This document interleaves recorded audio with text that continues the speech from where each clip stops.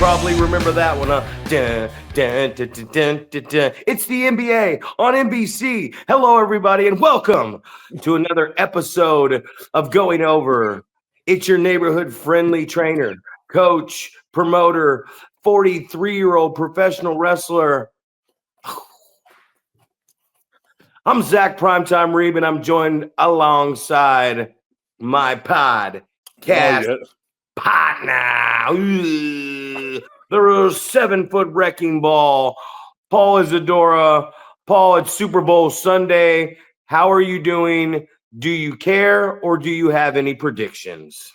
No, what's kind of crazy is that we were talking about doing this, and I was oblivious to the Super Bowl happening today. So I don't know, man. I used to be into it. I used to watch a lot of football and stuff like that, but I just feel like life has gotten in the way a little bit. So I don't watch a whole lot of sports on TV at all. And you're always talking to me about what's going on storyline wise for WWE and stuff, and sending me AEW stuff, and and I don't watch that stuff either.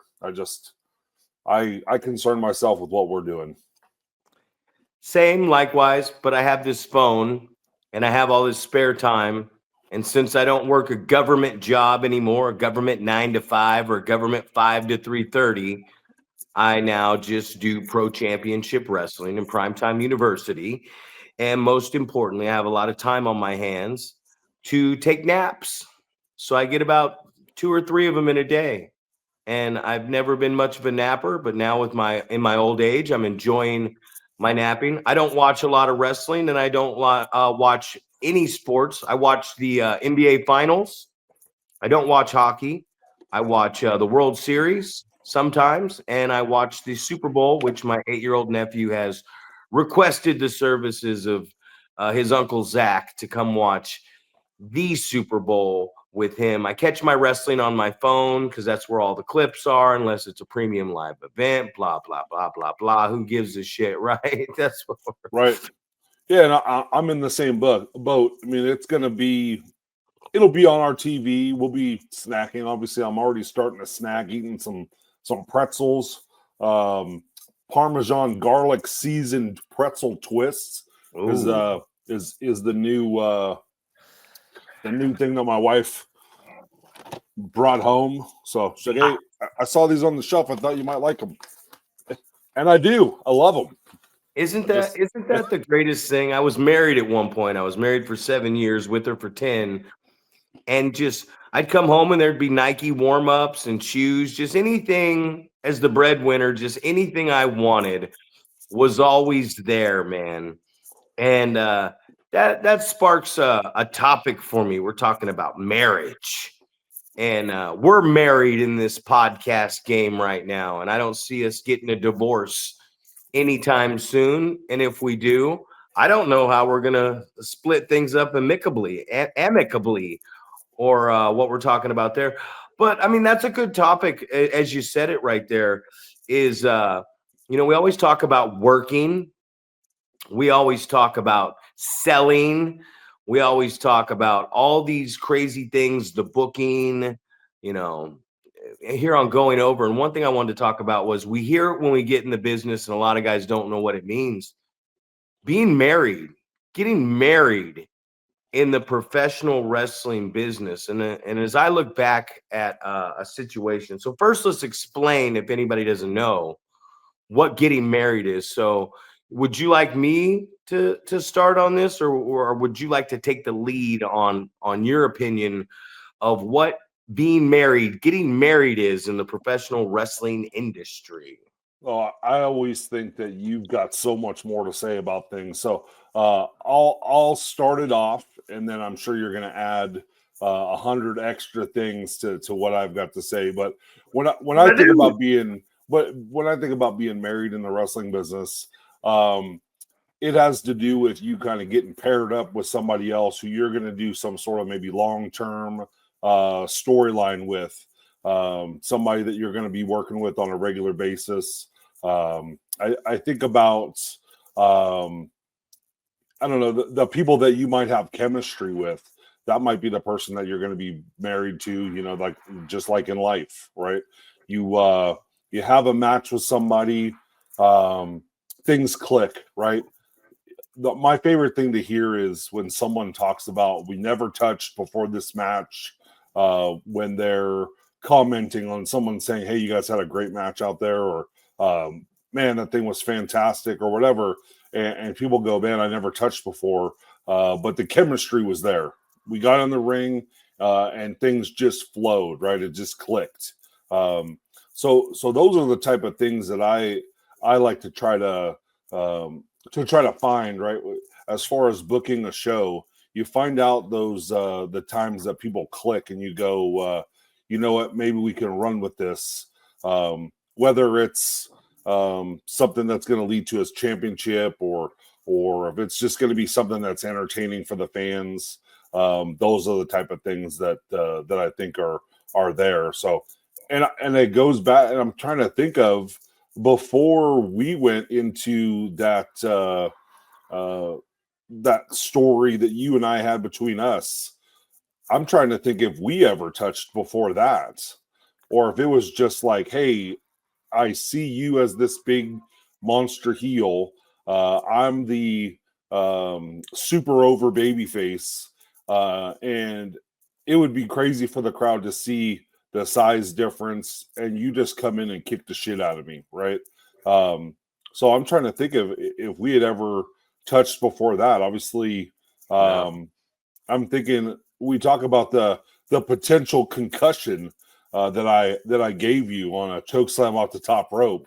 But I don't remember. I'm terrible with dates and stuff like that, and timelines. So I don't remember when that happened versus when we did that thing at PCW. And obviously, it wasn't like there was some sort of connection. It was like you were doing something completely different, and I was just interfering in that situation at APW. So, what do you think, man? As far as the marriage aspect, I'm sure I kind of covered a little bit, but I'm sure you're gonna, like you do, you're gonna have a little bit of a tangent that you can go on, and because you got, like you said, you got a lot of time on your hands to think about these topics and expand on things. Like I feel like just today, hey man, I just need 5 minutes of your time, and 56 minutes later, you're like, oh, I guess this was a little longer than 5 minutes. Well, you're absolutely right about that. And what you referred to as chemistry is when two guys, two good workers, or whether they've been doing it a while or not, just get in the ring and they mesh well together. They get in there, and the timing's there, the flow's there, just it's a comfortable feeling, like sitting on a couch, not even talking to your best friend, and you're both just comfortable watching a movie. You don't even got to look at each other, say anything. You're both in that comfortable atmosphere of what you're doing. But being married, like a good example is a lot of tag teams are married. Devon and Bubba Ray Dudley, they were married. You know what I mean? Me and Rick Luxury, we're married.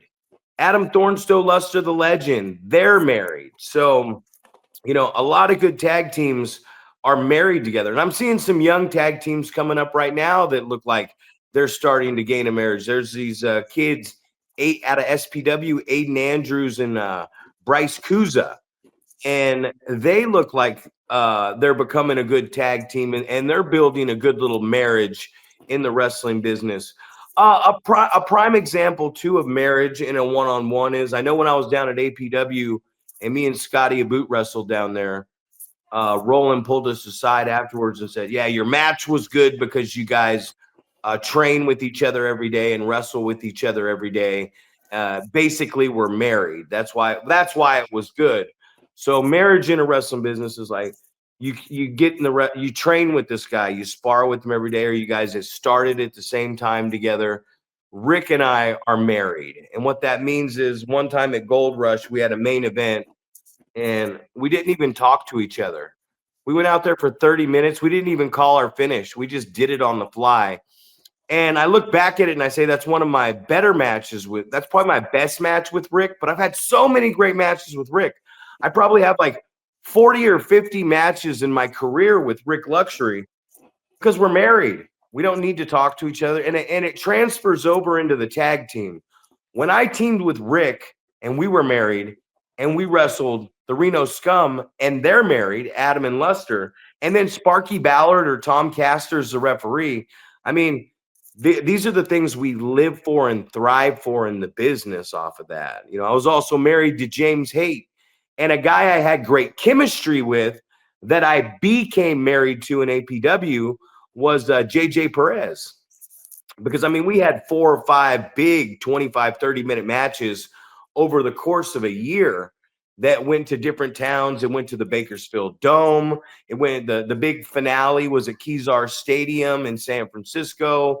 We duked it out at Gym Wars a couple times. Hell, I think one time we even duked it out for 30 in the upstairs of the old Montgomery Wards in Bakersfield. We wrestled in, I believe it was San Francisco at John O'Connell, as he was Mr. Wrestling 4, and his neck had hurt and he couldn't bump around a lot. So JJ Perez, Mr. APW, yeah, Mr. OK, love you, JJ. Not only is he the guy that taught me how to actually like work on the fly in front of the crowd, but I was married to that guy. And I don't see a lot of it going on a lot lately. Like The Rock and Stone Cold were married, you know.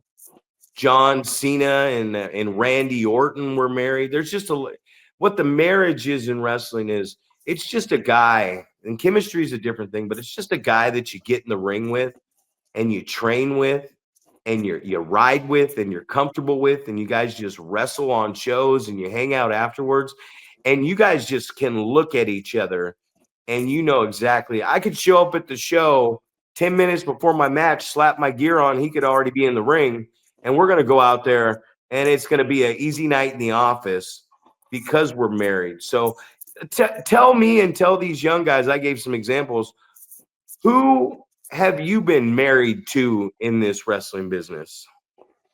Well, I feel like, just like you said about training with people, for me, any of the guys from Reno, I feel like I could just get in the ring. You know, we wouldn't talk about anything.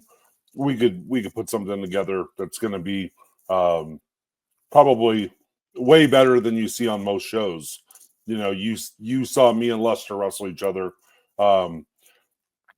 You know, and we're upstairs and we're giving advice to other people. We're chit-chatting about things that we could do, but we just know like we're going to get out there and it'll be on the fly. You know, just like you said, you'll look at a guy and you'll know he wants you to duck or he wants you to take something or whatever it is. So I think for me, a lot of those were the guys that I trained with. You know, I feel like I had a bunch of matches with Luster that were great. A bunch of matches with Adam that were great. I feel like anytime I was in the ring with Malachi, that was going to be a good match. You know, Choopy, same thing. You know, Choopy, the size difference always told a really great story. You know, it's just, I feel like a lot of people, man, I feel like there's a lot of good stuff happening. So, this potentially could be the first time ever here. I just got a text from someone that we were supposed to have on our podcast, and maybe they'll jump on. So I'll see. But yeah, I mean, chemistry. I think those guys are definitely married. Yeah, it's perfect. Yeah, this is a great great topic for these guys. So I'm gonna see if we can send them our way here. Patch him in.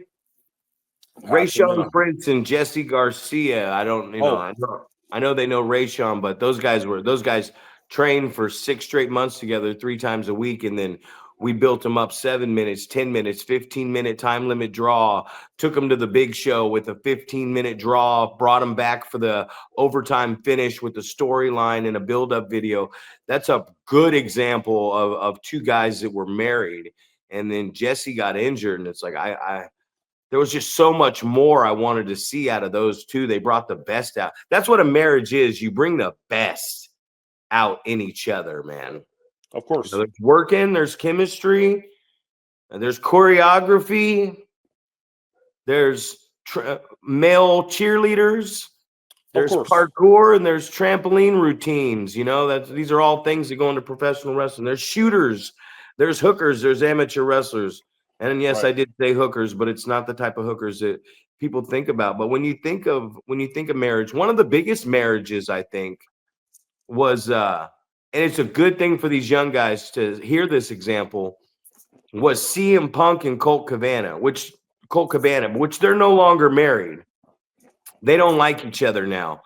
But that marriage they had, if you ever went back and watched their careers, but it's listed right there in the CM Punk WWE DVD documentary thing. You can see it on Peacock. Those guys had a match and chemistry and a marriage, and they took that marriage through the indies on the road and were having these matches everywhere. Sami Zayn and Kevin Owens and Sami Zayn, El Generico, they had a marriage, which I think that marriage is probably the best definition of what we're talking about in a marriage, because there's a chance that the last thing these two guys have got to do in their career, they got to face the Usos in the main event on the first night of WrestleMania. Now it's looking like we're going to get the final chapter, man, the end of it all. Sami Zayn and Kevin Owens, the marriage that they're going to make a successful marriage, no divorce, if they wrestle each other at WrestleMania, because they've done it at Ring of Honor, they've done it in NXT, they've done it through their career in the WWE. The one thing these two guys haven't done is headlined WrestleMania or wrestled each other one-on-one in one of those crazy marriage matches at WrestleMania. So, I mean, that's the one right there when I'm thinking of it. So if you guys need a good example of what a good marriage can get you, that Colt Cabana, CM Punk, but that Kevin Owens, Sami Zayn, El Generico, Kevin Steen, I mean, these are two guys. Those two dudes didn't even speak English. They're from Montreal, Quebec, and they learned English through like Jim Ross and Jerry Lawler. And they they were together in Canada. They came to America, Ring of Honor, all over the indies, NXT, WWE. They've been there for like 10, 15 years now. So that's a marriage right there. There is Right. chemistry. That's And a I marriage. think if you went back a lot more years, kind of show our age a little bit, but Steamboat and Flair, right?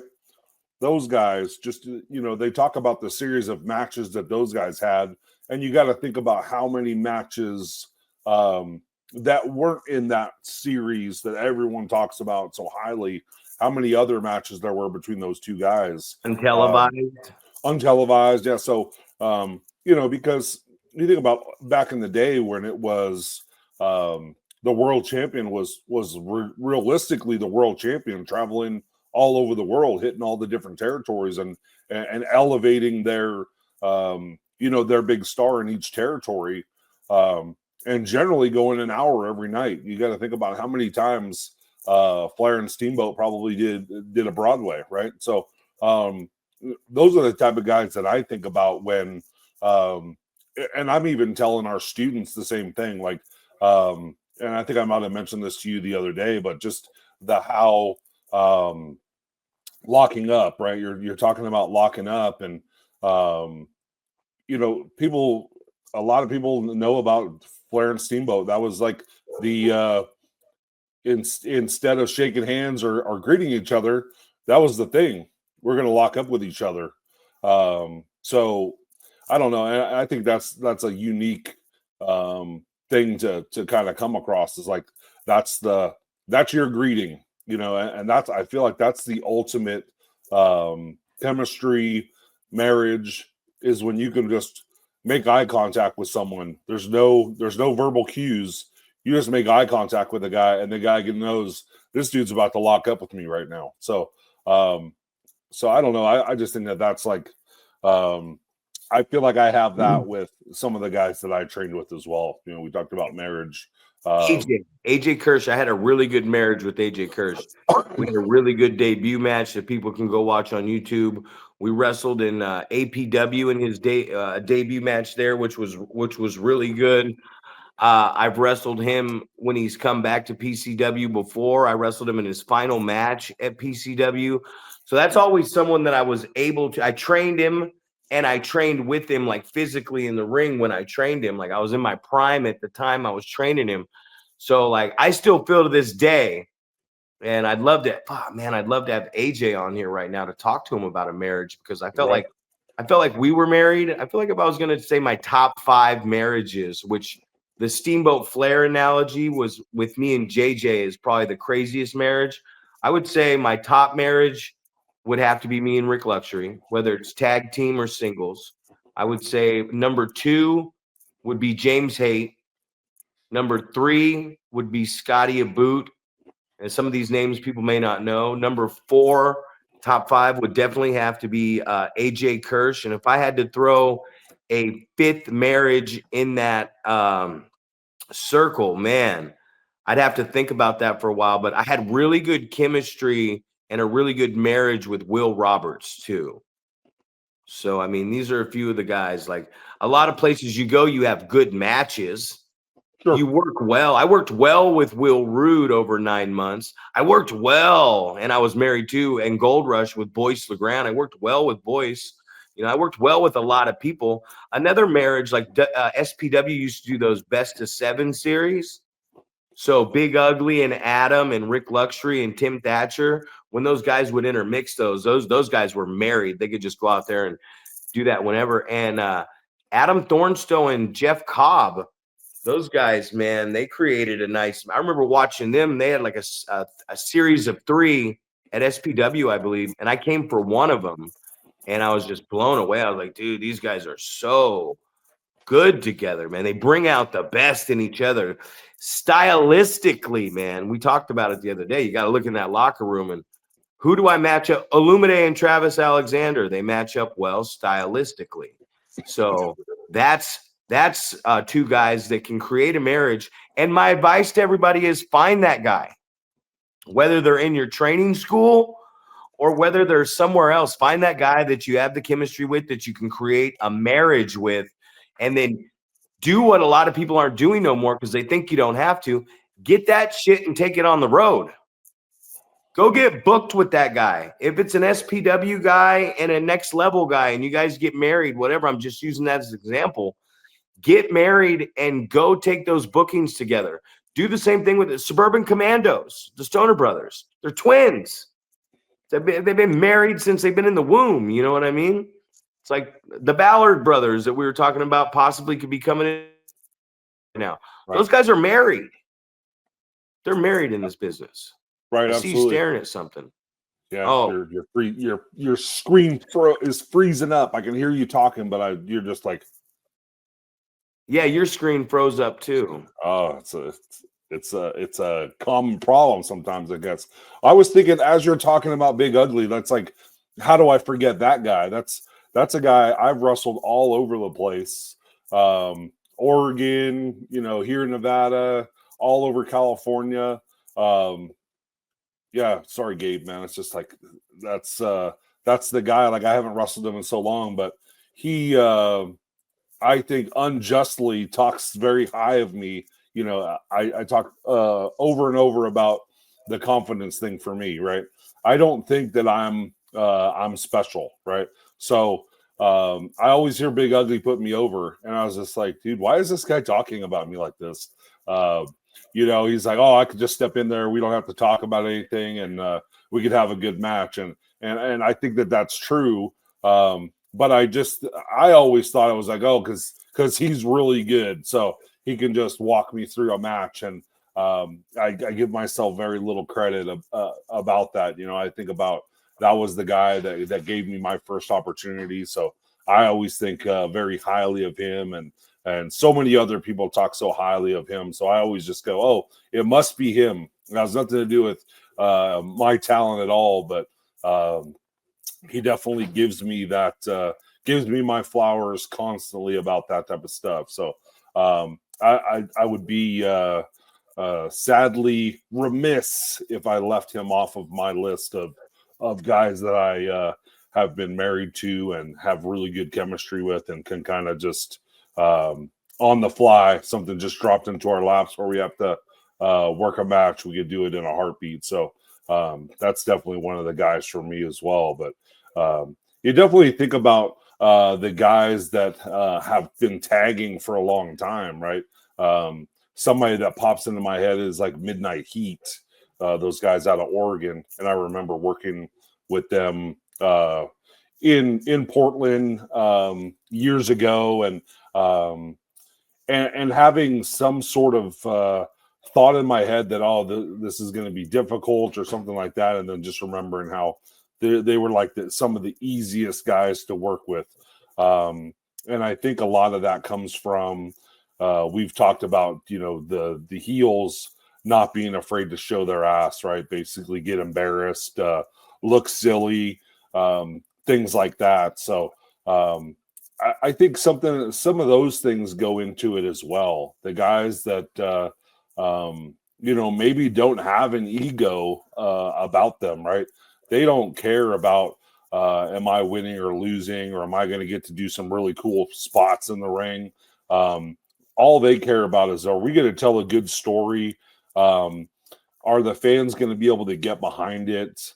And is it going to come off well, right? And ultimately, are we going to be able to take that somewhere and make some money with it? So I think all of those things go into it. And I think maybe when you find out that you've got chemistry with them, maybe the first thought isn't about the money thing. It's just like, oh, it's really cool to click with someone and have some really good matches and be on the same page. I think a lot of times that's kind of what you hear when you see that people are married is like, oh, we're on the same page. Not a lot of arguments and things like that. And I think you hear that from like Bubba Ray and Devon, like not a whole lot of arguments. Like we're on the same page. We're we have a common goal, what we want to get accomplished, and we want to make this our living and do well at it. So I think some of those things are definitely important as well.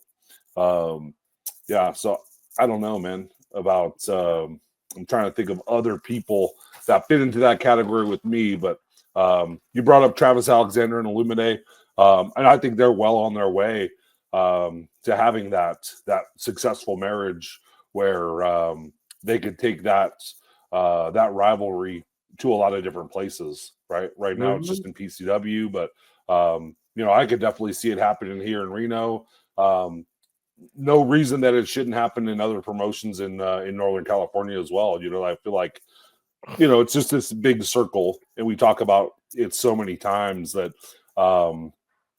mostly a lot of these shows are the same 16, 20 guys in some sort of rotation on those shows. So those guys are definitely going to be in the same locker rooms in a bunch of different shows. So definitely something that other promoters can take advantage of, something that you kind of stumbled over yourself, finding out how good these guys are together.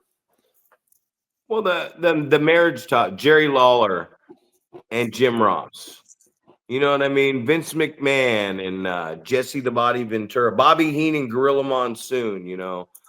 A referees can be married. Like I said, Sparky Ballard. I wanted him to ref my match, so we can be married. The manager can be married. Like right now, Anthony Marcus and Bad News. A good manager can be married to their client. Bradley Rotten was great with Fenga and really elevated him, and we saw a new character. Bradley was really good with Propane. The chemistry you talk about. I mean, I went to the last APW show and I went in there with Chris Masters, and the guy we just went out there and did it. We only took like one bump a piece, and he was just very, he was happy with that performance. And once you get there, that chemistry does build it too. But the marriage, man, is like, find somebody. You gotta find somebody, whether it's a tag team, you're in a tag team or whatever, that you can get married to, because that's going to be your best bet to get out there and take this show on the road. Because you just said it, as you said, we're just cycling in and out of these guys over and over and over again. It's the same 16, 18, 20, whatever guys. So if you want to stand out, I said earlier, Aiden Andrews and Bryce Kuza, the All Day Crew. I feel sorry, at a young age, I watched him have a good little match with Nathan Brick and Jason Xavier. And I was like, they went home at the 5-minute mark. They knew their times. It was a good little match. They got some heat. I thought it was a good little tag match. I feel like the next time they have that match, they can go 8 to 10 or whatever you want to put on it. And then maybe the third one could be some type of a blow off and big it up a little deeper. And I think some guys in this industry, on the negative note, think that they do have chemistry and that they are married to other people. And I've seen examples. I've seen examples at your show where guys pitch, we're going to do a 3 series and end it in a big blow off. And then you watch them get in the ring together and they don't have the chemistry. And they did train together and they're not as married as they believe they are. So it can be a good, it can be a negative. But the thing about what we're doing here is like the better the workers, like everyone was always like, oh my God, are you nervous about wrestling Claudio Castagnoli? Or are you nervous about wrestling Carl Anderson or Chris Masters or Gangrel or PD Williams or whoever, Christopher Daniels? No, I wasn't nervous at all about wrestling them because it's easier. Because now you're in the ring with somebody else who is on your level and they know what to do. And that's where the chemistry of this comes in, because I never met those guys in my life. I never talked to them. I got in the ring with them. It was like the first time I got in the ring with JJ. I didn't know him. And you get in the ring and you're both good workers and you just start working together and it becomes easy. You both have the understanding of like, hey, there's only 50 fans out here tonight. Let's not take a bunch of bumps, on our comeback. Let's figure out different ways to sell this so we're not bumping all over the place. No, we don't need to do that superplex off the top rope tonight. Let's keep it here. I like to listen to the audience too. And when I'm listening to that audience, and especially like I like to be match one a lot of times, but I like to listen to the audience and come back. And if there's not a lot of experienced guys in the locker room, they don't have a clue. I mean, some of the guys were complaining like 5 minutes. He's giving us 5 minutes. And it's like, yeah, I'm giving you 5 minutes. Can you pull off 5 minutes? But I'm not just giving you 5 minutes. I'm telling you to go home at 5 minutes. So whatever your finish is that you're dragging out or going to do, have the heat on the guy. You hear 5 minutes has elapsed. Give him his comeback and go home. What finish you got? Let me see what you got. Because if you can show me you can do 5 and go to a finish, I'll give you some more time.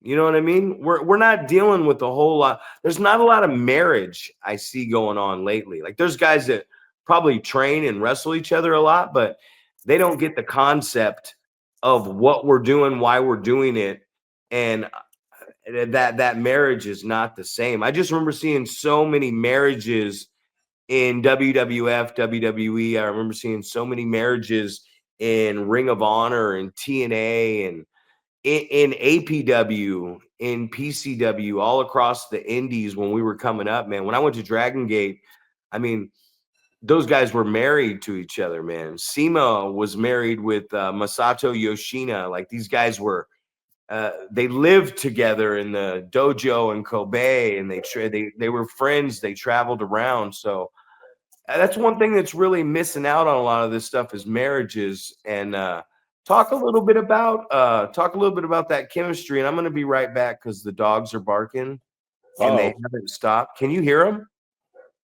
I can hear him in the background. Yeah, nothing About that's to get it. distracting. Yeah. If there's any pet lovers and subscribers on Going Over, Paul's going to give us a little bit of starting talk about chemistry, and I will be right back. Heck yeah, man. Yeah, so definitely having that chemistry with those guys is definitely it's a special feeling for sure. Being able to have a guy that you can connect with and share the same ideas and the same goals moving forward to try to accomplish getting the job done, whatever the promoter is asking you to do. It's really about just trying to get the job done like that. If you can get to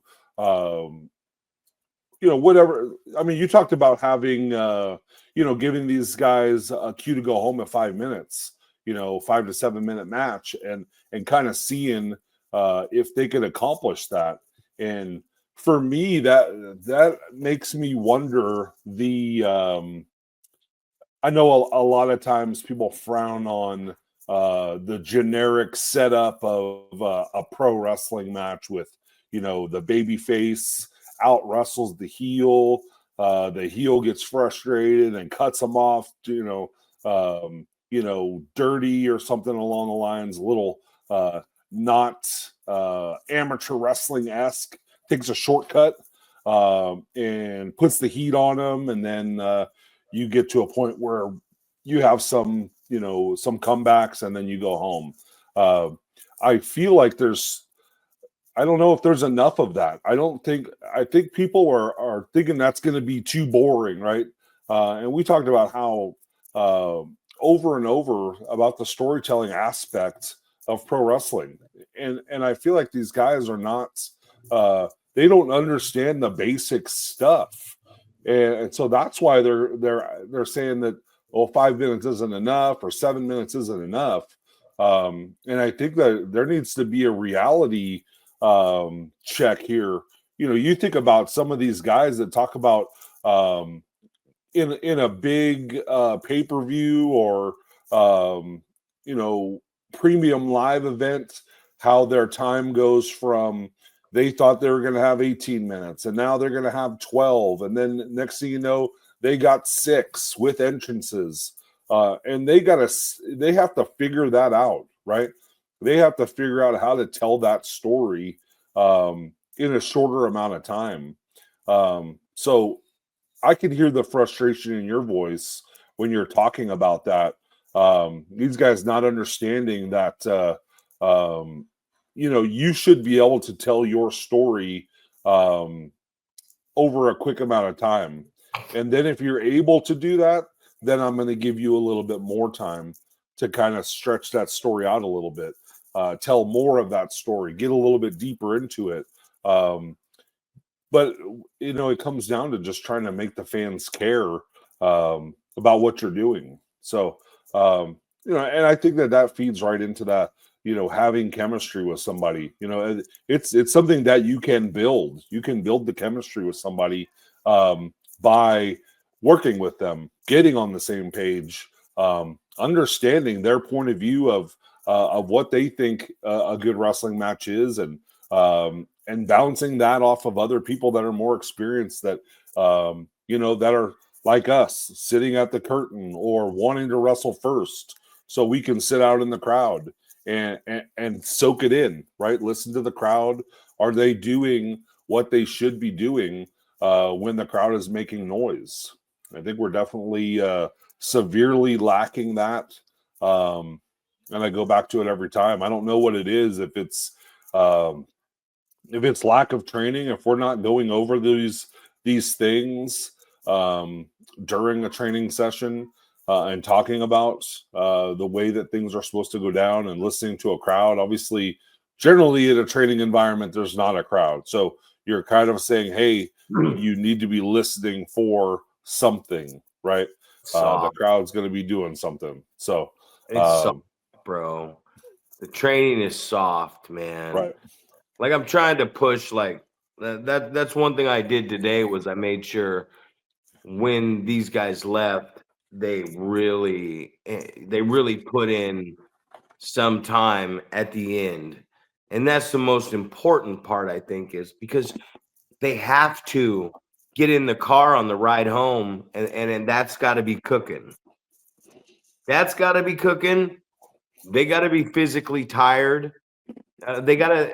That's when you really think on the ride home is when you're like, "Fuck, this dude just busted my balls today." You know what I mean? Like, man, whether I got a 10-minute drive or a 2-hour drive, I'm driving and I'm going, whew, I'm gonna go home, take a shower, and I'm gonna go sleep. Right. I'm gonna relax, get some food, call it a night. But most importantly, I'm really gonna think about what this guy said. And it does fall on the training on some of this stuff you're talking about, is because if my trainer got on to me, my coach got on to me the other day because he came into class and I was having everything I was having the guys and the girls doing was good, except they were throwing a shit missed clothesline in the middle of something. And he goes, What are you doing? And he's like, Why that the arm drag looked good? That looked good, but why are you letting them finish what this is right here when this looks like shit? Stop them. It takes 5-10 minutes to get everybody on this and correct it. And even if somebody does do it well, it's not going to hurt them to go over it, a missed clothesline or a clothesline or whatever for a while with everybody else, because it's what we talk about all the time. You show up at the show. That was your way of shaking hands, collar and elbow, bam. And it's reps, it's practice.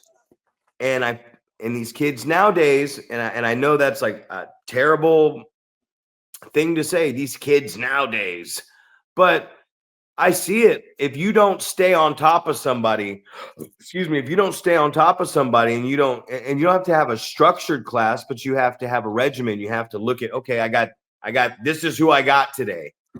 So even if I wanted to do something else, things are going to have to change to be different. And the chemistry, you keep talking about it, but it goes back to find that guy, find that kid, find that friend of yours that you guys have started in this. And if you're lucky enough to have a you, Adam, and Luster this far down the road till we call it quits, or a me and Rick, you know what I mean? If you're Rayshawn and Jesse, I mentioned them earlier. Jesse's been injured and he's 24 years old. He's had 2 knee surgeries. And it's like, man, the chemistry, the marriage of him and Rayshawn, it's like, maybe we'll never see that again. You know what I mean? We might never see those two again. Rayshawn's off somewhere else now, back home in LA. Jesse's recovering from the 2nd knee surgery. We probably are never going to see that one again. And that was one of the closest I'd seen. I mentioned the All Day Crew. So for you young guys out there, we talk about so much stuff every day, but I'm really pushing this, not idea, but this proven theory of, if you are comfortable with somebody, if you have chemistry, if you're friends with them and you guys train together and you spend a lot of time together, whether it's a tag team or whether it's you, babyface, heel, whatever, good guy, bad guy, villain against each other, get a hot little match and get it out there on the road. Take it around. Doesn't mean you can't work with other people, but take that little match on the road and start it small. That's the point. My voice is gone from this weekend, actually, but that's the fucking point of, I need to see if you can put some heat on this guy to the 5-minute mark, and then I say 5 minutes have passed, and then you guys go home to the finish. You know what I mean? Give him his comeback now. Go home. I want to see if you can do 5 minutes. Can you build up some heat?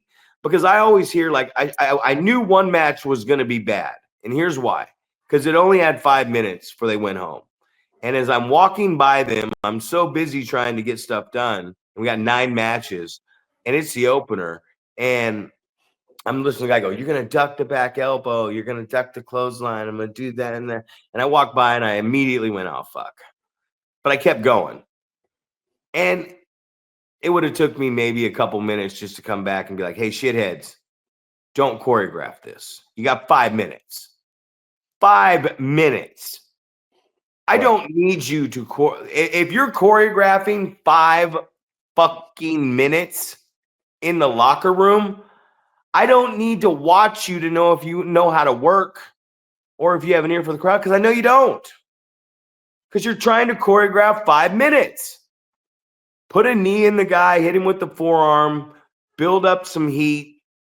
Shit, when the bell rings, build up some heat so that you can just start your heat. And what I mean by build up heat is get the audience involved. I remember the MILF Hunter, this last show, we're eating afterwards and everything. And he kept saying, I said, they were chanting, man. They were chanting Milfy, Milfy. And I'm sitting backstage just kind of laughing about it. And I'm like, man, I'd love to hear 1,000. I'd love to hear 1,000 idiots in some town chant that name. That would be kind of funny. And I look out there and I go, he's like, I was so over tonight. And I'm like, well, you know why you were over? You weren't over because you were over. That could have been anybody else in that ring. The guy, Sergio Santana, who came out with the mic, did such an amazing job of getting heat from the audience. Pissed him off so good, so bad, that he built so much heat that heat just flowed right over to you. It could have been anybody walking out that curtain. I could have ran out to the street, and no offense to him, but I could have ran out to the street and found some fan and pulled him out there and said, here's your music, get on out there. And the audience would have loved him too, because that's where the money's made. And that's the heel doing his job is going to build that baby face up. That's where the sympathy comes from, the heel getting heat. Sympathy comes from selling too, but that's what makes him give a shit about the baby face as a heel. So I just thought that was funny, because it's like everyone was saying, oh man, 5 minutes ain't enough time. But the guy who went out there who didn't complain about 5 minutes didn't do shit and got over in front of the crowd. Not only did he get over, he got this dude over, because I ain't never heard the building chanting that dude's name in sync with such passion for 7 minutes. And it's like, man, I only need 7 to 8 minutes. As a matter of fact, 5's fine, because when you put your interviews and the packaging in, boom. Zach, we're gonna have someone jump in with us. We got one of the Ballard brothers, Shane, jumping in. What's up, dude? What's going on? So you guys are doing going early today. Man, huh? we were trying to get it in so we could get the watch the Super Bowl, man. I know a lot of people. I was just talking at the very beginning of this, like I'm so oblivious that I have no idea. The people were like, "Oh, Super Bowl's on today," or one of you guys was like, "Oh, Super Bowl's today." I was like, "Oh shit, I totally didn't even understand." But Shane, so what we're talking about right now, we're talking about being married in the wrestling business. So obviously, you being a twin brother, you and your brother are obviously married, right? You guys have been married since birth. Chemistry, they got chemistry. They're married together. We have so much chemistry. We didn't even have to take chemistry in high school. They just said, "Oh, you guys already have chemistry, so we don't have to worry about it." That's good stuff. But yeah, so we were kind of talking about the importance of that, like having somebody that you're married to in the business.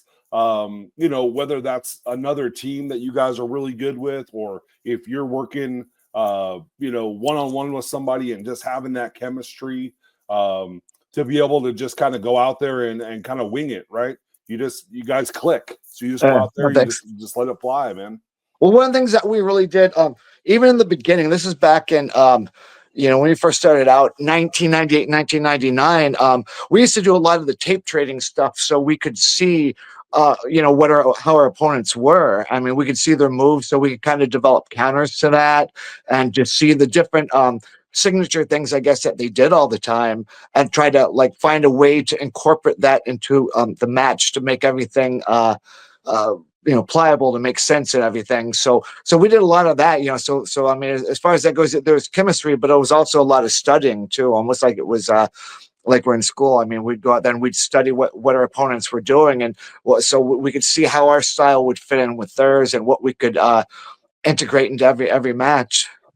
So we did a lot of that, but yeah, we did have chemistry because we are twins, so we kind of have that that thought process going. So Shane, one of the craziest things to me was, because I'd always watched your guys' career.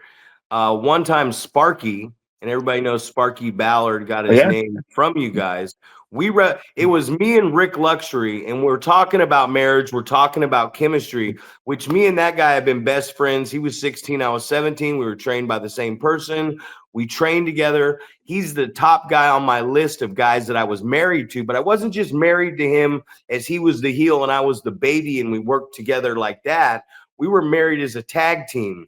So we talked about the Scum, but it was really cool because I always talk about tag team wrestling could go, you could have 2 shitty heels and 2 shitty baby faces, a shitty manager and a shitty referee, But on this night at Gold Rush, you and your brother with that chemistry and that marriage that you guys have, me and Rick with that chemistry, because the chemistry can go in a singles, but it can also really help out the tag teams. I really thought it was cool on that night.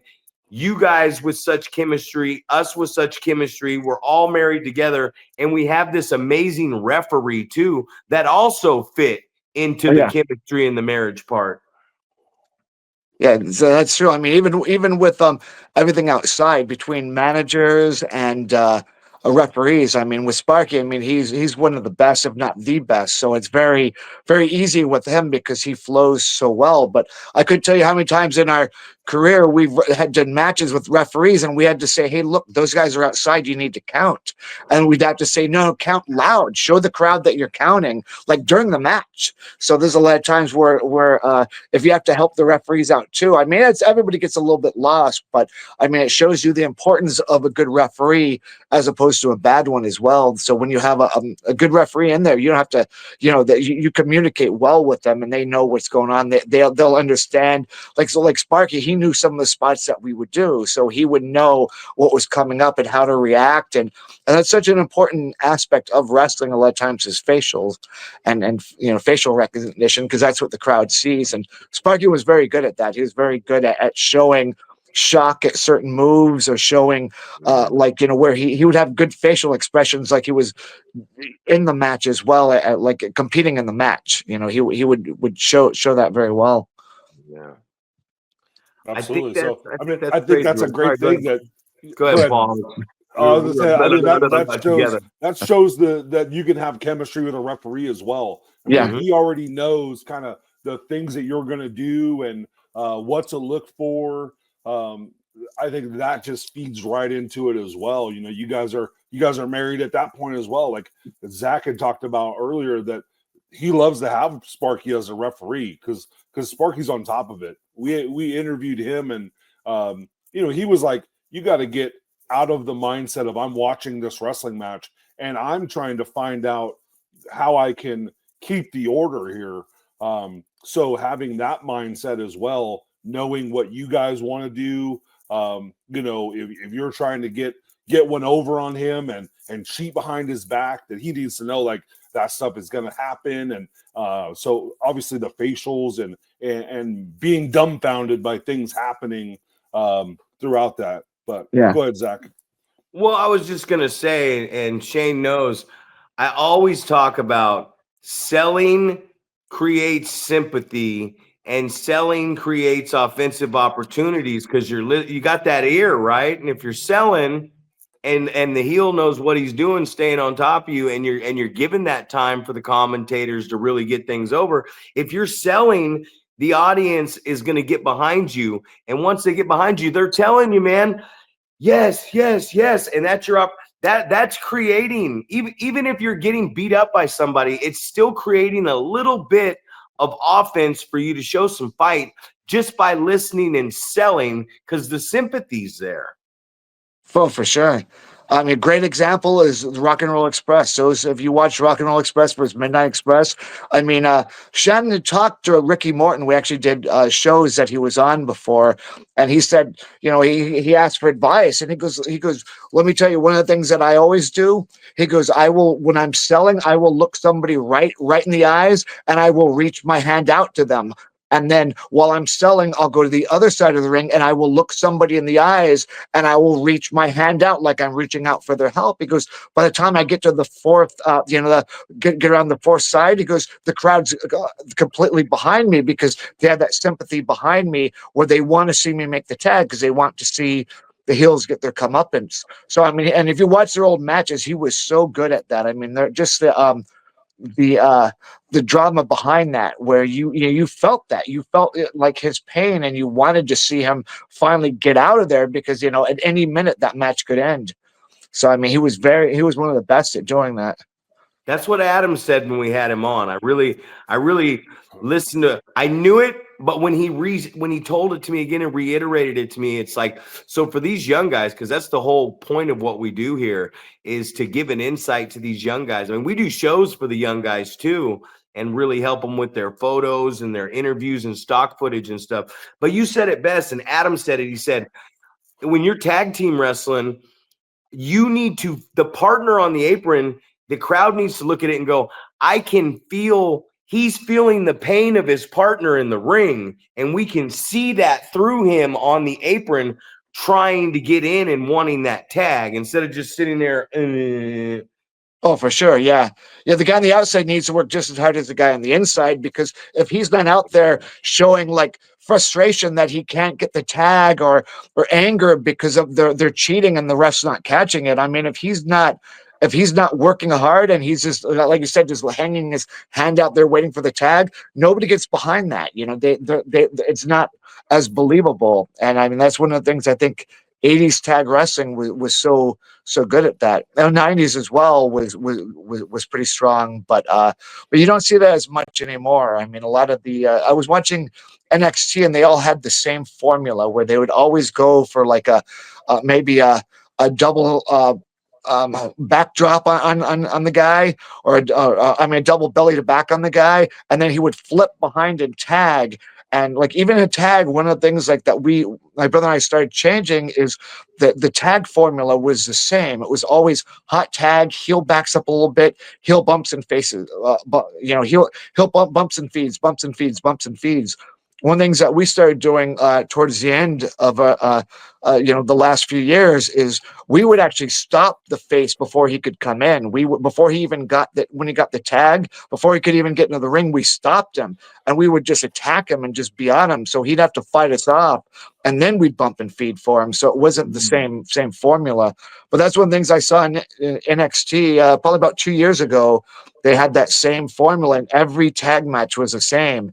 You know, the heel backs up a second and then just bumps and feeds. So we tried to add our own little spin onto that. That's one thing I tried to work with Rick a lot was, like, if you guys were making the hot tag, right? And I was tagging out too, like say we had double down and I was tagging in Rick, it's going to take Rick, he's going to have to push that rope down and crawl through the rope to get in to go after you guys. So as the heel, we're cheating anyways. I would tag Rick, there's the camera, boom, and then I would turn around first, even though I tagged out, and I would charge one of you as the incoming guys, and I would take that first bump, because my thought as a villain is like, boom, I'm going to hit that tag. I know you got a few seconds to get in through the ropes. I'm going to turn and try to stop that tag, or stop the guy coming in first while the legal guy's trying to come in. Yeah. Yeah, true. Yeah, that's a good point as well. I mean, it's always good to add these different spins onto it, because that way, I mean, it's good. I mean, formulas work. I mean, tag formulas worked for years, but sometimes you got to add a little spin onto it to make it a little bit more, just to add your own flavor to it. I mean, a lot of the things now I see, like AEW, it's very acrobatic. They do things, I mean, I could only fathom doing, even in my prime, I couldn't do a lot of the things that they do. So, I mean, the style of wrestling, I think it's like always constantly evolving and changing. And right now it's a much faster paced style. I mean, there's good and bad. I mean, it's like, I don't want to be the old man yelling at the cloud, but I mean, the one thing I don't like is the Canadian Destroyer. Then the other guy, Canadian Destroyer, is the other guy. The other guy, it's like if you hit somebody with 4 finishers in a row, and then you could do flips and everything like that. It's just, to me, it's a little it takes away a little bit of the believability. So, but I mean, I know I don't want to be, like I said, the old man yelling at the cloud, complaining, those young kids today, because they're doing stuff that I could never do. And I mean, it's just wrestling is evolving and changing, and it's hard because it's hard. So some things are good and some things are bad. So it just kind of 10 years from now, I mean, you'll see the things that worked come back around then, and then you'll see the things that where people like, well, yeah, maybe we shouldn't do 8 of those in one match, because normal in the past, people didn't even kick out of one of them. Well, they say it's evolving, right? Like now we got bidets for when we take a dump, you know what I mean? But we still got to take the dump, and it's still got to go down the toilet. We still got to put our clothes on no matter what the style is. And it's like WWE is kicking the shit out of AEW in the ratings and everything else. and they're just doing slow storytelling and building stuff up because you can never go wrong. I get the athleticism, but hey, man, show some of that athleticism at the start of the match, get cut off, build some heat up, build your comeback. And like I always like to tell my students, I don't give a shit what you do after you make that comeback when the heat is there. If you want to do a million flips, if you want to pull a gun out and blow his head off, do whatever you want to do, man, but do it after the heat and we build the comeback. Go crazy. But don't do it during the whole match because then this audience. So if we take a huge bump out of the ring through the table, they might chant "Holy shit" because we almost died. But if I pants you and you're wearing little strawberry shortcake G-string, those kids in the crowd are going to go home. They're not going to remember what bump you did earlier in that night to a table. They're going to remember. They're going to go, "Hey, Mom, that was so funny that Big Paul, he's such an asshole. But when his pants fell down and he had strawberry shortcake," they're going to remember those moments. And that is why the damn finish is so important. Oh, sure, yeah, sure. Well, actually, one of the most important part of the match is the comeback because you don't know who's going to win the match. It could be the heel or the face. So during the comeback, that's when the crowd will be the hottest because I mean the crowd will cool down once if the villain, the heel cheats and wins. Then that's why the comeback it has to be so strong because that's that's what's going to get everybody on their feet cheering because I mean you never know who's going over in that match or if there's going to be a run-in and somebody stops it or if Paul's going to come out and double choke slam everybody through the ring, you never know. So, those are the worst nights, huh? those were always. I remember one time Paul was supposed to choke slam me. I think I had a concussion, and it's not the one that I said you gave me, Paul, but I think I had a concussion, Shane, and I was worried about Paul at the end of a big main event match, and I just told Paul, I was like, "Hey, man, what if you just punch me and knock me out? You're 7 feet tall." And he was like, "Yeah, we could do that." And then my worries went away because I was like, "Man, I'm going to have to go up 9 feet in the air and take a high school boy bump." And I'll tell you right now, and you could probably tell me too, the first thing that goes on us in the ring, everyone says the knees, the back, the neck. Now, the first bump that leaves your body as you get older and it's waning down is that damn high school boy bump. Oh yeah, for sure. And that's I think one of the things. Like I had 3 matches this last year, and in 2 of them, I just it was like weird because it just like after the match, it's almost like I had a concussion. Like I wasn't remembering things, and it took me a second, like almost like I would black out. And when I reversed the match, I thought about it like on the drive home. And the reason why is because I was trying those those high school boy bumps.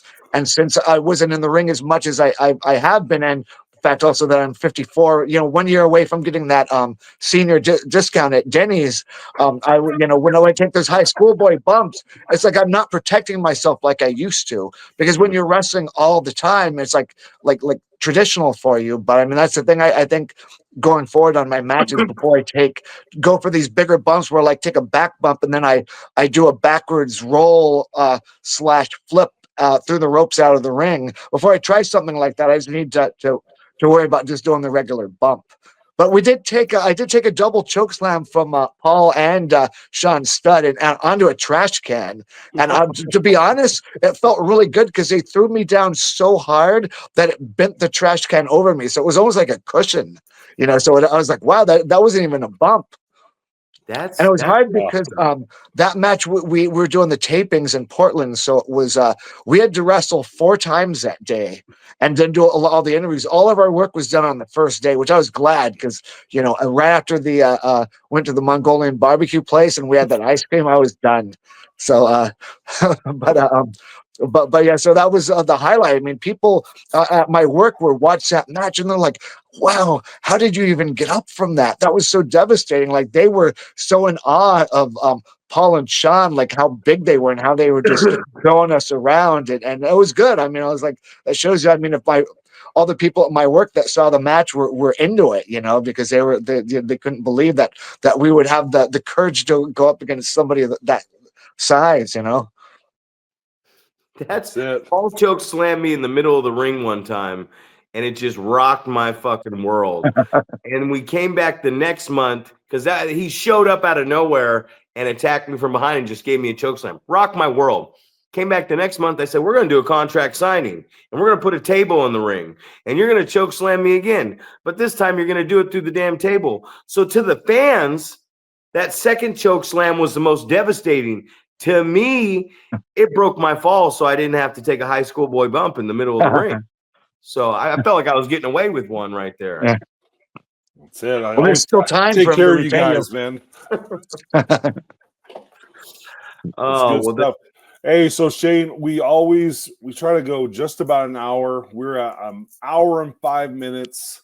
So we're gonna shut this down, but we definitely need to have you and your brother on.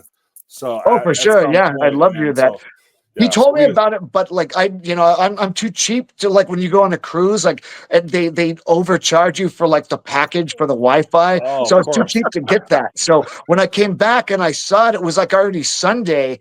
It was late Sunday when I got back, and then I saw the message. So that's why he said, oh, he'll be back this week. And then I thought that you guys did it live. So that's the same thing. We're like, well, it's a Super Bowl next week. I don't know if people will be watching, but yeah, we'd love to if let me talk. I'm surprised he didn't pop on. He's going to probably pop on at 4, and he's going to go, oh, yeah, he's going to go, I thought you guys were filming this right now. So he's going to pop on late. But no worries. It's all good, man. So yeah, we'll schedule and we'll get you guys back on together so we can dive in a little bit deeper, man. But it was what's great. Funny it was great to see you for sure, man. Oh, for sure. Yeah, same here. We have lots of stories. So yeah, I'll talk to him. Actually, ironically, I just saw a message pop up on my phone. It was Shad, and he said, let me know when you're ready to do this. So I'll let him know, and then we could talk to you through the message and see what works best for you guys, because we'd love to come on. I mean, we miss talking to both you guys. So I mean, a lot of fun times, and we have Brian times we've known for probably since like early 2000s. Oh yeah. So we have lots of shows, and all that time, that was the thing. Like with Rick was always one of our top guys that we wanted to work with, both you and Rick. So we finally had a chance to do that match with you guys. But it was a 4-way, if I remember correct, or was that just singles at Gold Rush? Oh, that's right. Yeah. That was the one for Sparky. Okay. Yep. That's right. We did one for Billy, I think, which was like a 4-way. So then, yeah, we were really looking forward to the chance that we'd be able to work you guys on just us against you guys. So easy night, Shane. Yeah, that was fun. Night. Yeah. And the crazy part before we go. The crazy part before we go, and I know I got to go too, and I can't wait to do this with you and Shannon. Is that night, and it's the I feel like it's what's missing in pro wrestling is no matter how far me and Rick had come in the industry and gained the experience, that respect and that camaraderie was no. These guys were before us, and these guys, you're the heels, so you're going to call the damn thing anyways. That's the way it goes in wrestling. But I just remember we came in and you guys were asking us stuff, and we were like, nah, man, we'll do whatever you guys say. Yeah. We're following your format. And we did. And it was fun and it was great. It was an easy night. It wasn't even like we were working. Nobody. I don't even know if we bumped that much, but it's just, I feel like that's missing. You know what I mean? I feel like it's like, oh, these are the veterans, so we'll listen to them. But it's like, these guys aren't even really listening to us. They're trying to get stuff in. And it's like, no, man, what's going to make the most sense for tonight? How many people are out in the crowd? And Shane, I can't wait when he reminded me that we were doing this, but I'm going to close this out here the way we do it, but I'm going to introduce you and I'm going to close out because, ladies and gentlemen, the guest that popped in is a guy that I've really enjoyed working with. It's a man I admire, I look up to. I've had some great matches with. I followed his career on the way. He's going out right now because we're all going out right now. He is one half of the legendary Ballard brothers with his twin brother, Shannon, who will be on the show. This is Shane Ballard. I'm Zach Primetime Reeb. There it is. That's the 7-foot wrecking ball. My podcast partner, Paul Isadora. We're going over. And ladies and gentlemen, thank you, Shane Ballard, because that 25, 30 minutes you were on here, my brain is cooking. All right. Yeah. Hopefully we do this again soon. I'd like to have an hour with you guys. Just, That would be great. Absolutely. All right, we'll see you guys. See you. Later, guys.